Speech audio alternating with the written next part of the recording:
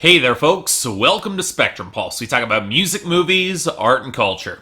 And today we're going to be talking about the newest album from OneRepublic called Oh My My. If you would ask me if I liked OneRepublic, I'm not quite sure I could give you a straightforward answer. And really, I should be able to at this point, because for a band as mainstream and accessible as OneRepublic is, coming to a concrete opinion should not be that hard. But it's also hard to ignore how the band has evolved radically throughout the course of their decade-long career. They started off in the tepid side of adult alternative, somehow finding ways to make even Timbaland's production boring, and their second album was somehow even less tolerable. Hell, there's even a part of me that around the turn of the decade that considered OneRepublic just a vanity project for frontman Ryan Tedder, especially as he'd gotten far more traction as an in-demand producer and songwriter. Sort of like how Maroon 5 is effectively a vanity project for Adam Levine at this point. And in terms of sanitized pop rock, Maroon 5, a comparison there doesn't seem all that unfair. And then their 2013 album Native happened. Suddenly, OneRepublic was back on the charts, pretty high up in the top 10 too, but the songs didn't suck. I'm not too proud to admit that Counting Stars is a pretty damn great song, and their follow-up Love Runs Out might have been even better. More surprisingly, it showed OneRepublic experimenting with different, rougher sounds and lyrics that aim for more complex territory. Coupled with the fact that Ryan Tedder does know his way around a good hook and was willing to push his vocals a little bit harder, a little bit rougher, it was the first time I remotely cared about OneRepublic, and I reckon I wasn't the only one who got some actual real critical attention. But man,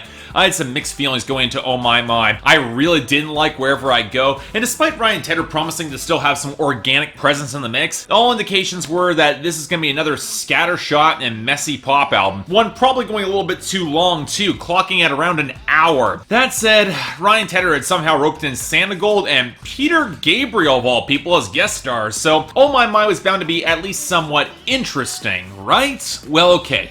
If you were expecting this to have more personality or to surprise you, the only way you're gonna get your wish if you expected OneRepublic to have a distinctive personality at all, because they sure as hell do not have one with this album. I'm actually a little bit amazed how across over an hour of material, OneRepublic strip mined for at least 3 or 4 recognizable acts in order to create a personality and sound, and yet reach such empty and hollow results for me. Now keep in mind, just because Oh My My is shamelessly derivative doesn't mean that there aren't some decent songs, or at least moments that develop a little bit more personality, because yeah, there are, but otherwise, well, just like the other big pop rock act, Imagine Dragons, who picked up distinctive momentum in the early 2010s, only to piss it away a few years later, this new album, it's a mess, and I'm not sure I can really recommend it. And the place we have to start is Ryan Tedder himself, and look, can we just call him the poor man's Chris Martin and just move on? Sure, you can bring a little bit more dark intensity than Coldplay ever tried, but that would assume this record was looking to follow in the mold of the better songs on Native, get a little bit rougher. And with Ryan Tedder's vocals, this definitely doesn't happen. Part of this is that he opts for more of his falsetto than full-fledged belting, and I'm sorry, it rarely has the same power or impact for me, especially considering how often he layers it over his lower registered vocals, or surrounds it with pitch shifting or other extraneous vocal effects that aren't needed. And I'm utterly bewildered why he does this. I mean, I get it for songs like AI, where you're trying to sound more mechanical and creepy, even though Peter Gabriel shows up and practically steals the entire song and makes it his own, but why do it on the title track with the vocoders? You're not Daft Punk. Or why do it on Born,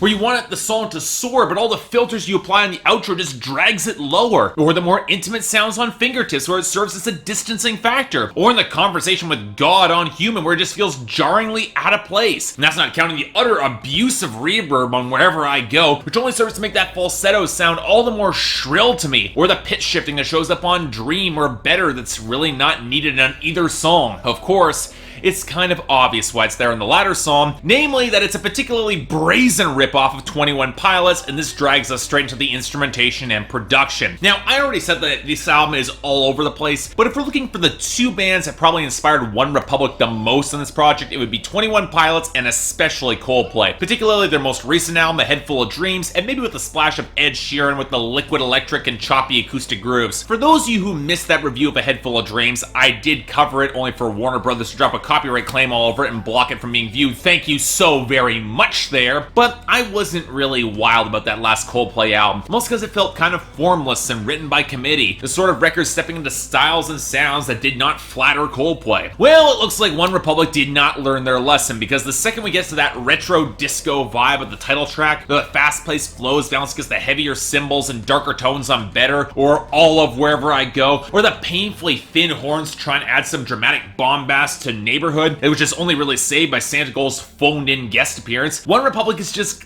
kind of out of their depth with some of these sounds. They don't have the tightness and slick energy to make songs like this really work. And even though it is derivative of Coldplay, they're a lot better at the upbeat, soaring anthems like Kids or Born or Especially Heaven. Sure, it's all so much U2 worship, but I can at least get behind it. It's more of a sound that I like in that vein, and they frankly sound better at it. It's a little bit more earthy and organic. Bit of a different case for AI, but similar on some level. Sure, it's a cold and mechanical song with the interweaving synth and piano melodies and the lockstep bass beat, but it's also basically a Peter Gabriel song, down to the breakdown and interlude before the outro, which was awesome and probably my favorite thing here. Certainly the most progressive thing OneRepublic has ever tried. But with the exception of the sparse gospel touches on Choke, one of the few tracks that gets close to recalling the religious iconography that worked on parts of Native, this album feels like so much of a facsimile of other acts, all drenched in enough reverb to mute any sort of aggressive bite or punch. And again, these aren't some bad songs in the slightest, but there's very little to them that makes them distinctly OneRepublic songs, especially in the production. They're just kind of formless. They don't have a lot of identity to me. But okay, surely that was salvaged by some of the lyrics, right? Well, look, as much as Ryan Tedder might know his way around a hook when you got Kids, Choke, AI, Heaven, Born, Better, even though Tyler Joseph should probably sue, I find a lot of the writing on this album pretty flimsy and lightweight, lacking a lot of distinguishing detail or character to inform a lot of the delivery. Thematically, it seems like Ryan Tedder is searching for some form of passion or spark to manifest beyond whatever's in his head, but it's rare that we get any sense of danger or stakes to these songs, so it can feel a little bit toothless. Let's go back to Better, where it's all trying to build for that internal mental crisis, but it's all anchored in a hook suggesting that he knows, of course, it's all going to end up better in the morning, so where are the stakes there? Dreams is arguably a little bit better, mostly because you can get a good simmering groove there going, but again, there's no real payoff or explosion on that song, lyrically or instrumentally. And then you get the lyrical cases like Kids, where the writing just feels kind of sloppy. You end the pre-chorus implied that they're going to say something crazy, but the hook feels way too disconnected and too mature to be said by a kid in his nostalgic look back, but still planning to go ahead and not getting caught up in nostalgia. Most kids wouldn't say that. Even on Lift Me Up,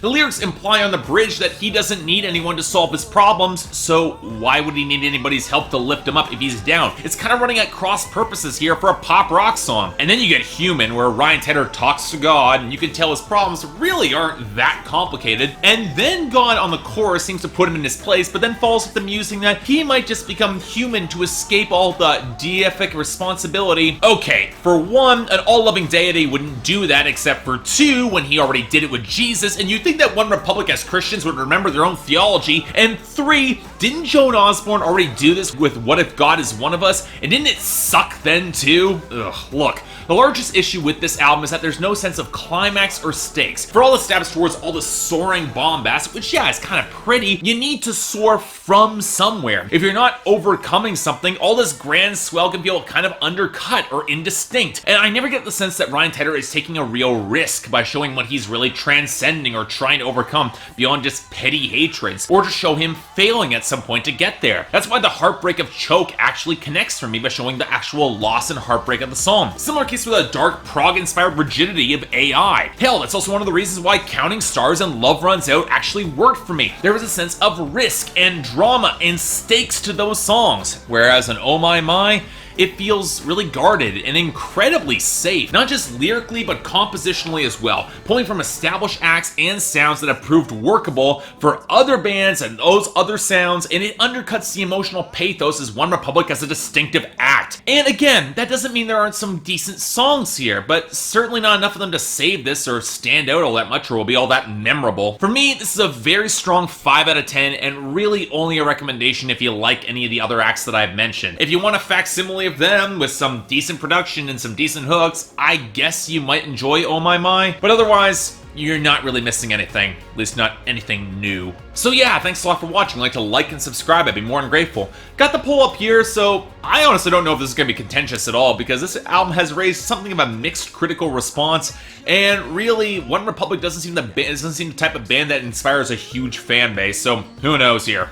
Beyond that, anything else I might be able to do to improve my presentation, I'm all ears. I still got plenty of albums to get through, just hold on, there's a lot coming. Till then, I'm Mark, you're watching Spectrum Pulse, and I'll see you next time.